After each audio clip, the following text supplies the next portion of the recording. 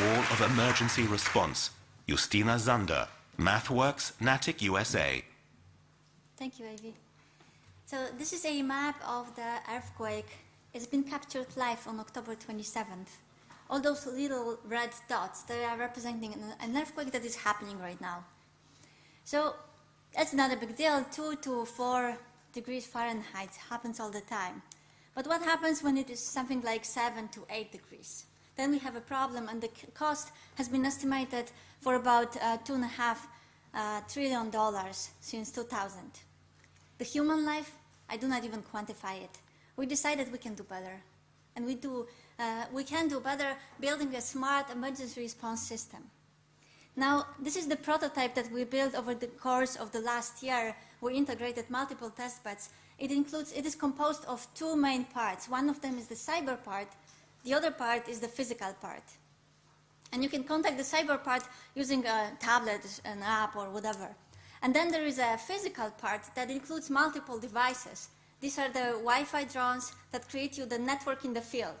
All those devices are in the field.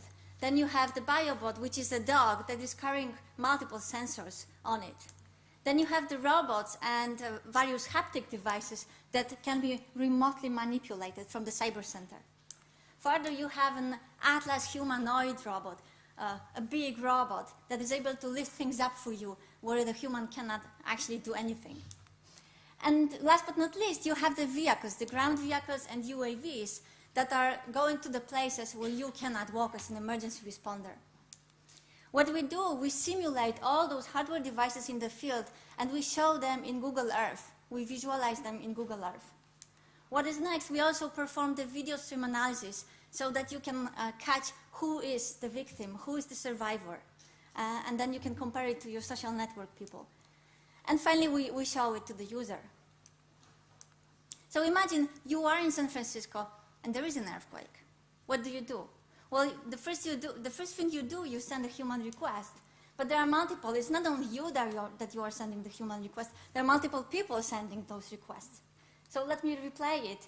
Whenever this is happening, that those requests are coming in, the cyber center is optimizing all the devices in the field and sending them in order to help to serve every single human request. This is how the lives can be saved. Ladies and gentlemen, this is breaking the wall of emergency response.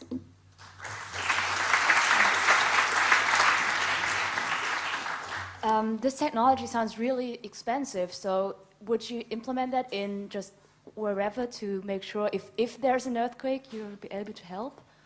Yeah, so what we are doing right now, I mean, it is expensive not to do anything because we are losing humans. So this is a matter of investment, whether before or after the disaster. And Google.org would be a solution, perhaps. Quick question. Who are you promoting it to? Who do you want? What international organization, for example, do you want to purchase it? It's not about purchasing, it's more about the systematic change, who would be building this, because obviously one company we've been 9 organizations building it over the course of the last year, and we prototyped this and showed it at the White House. So it's more about convincing the Google.org or Gates Foundation to do it together. Fantastic, thank you.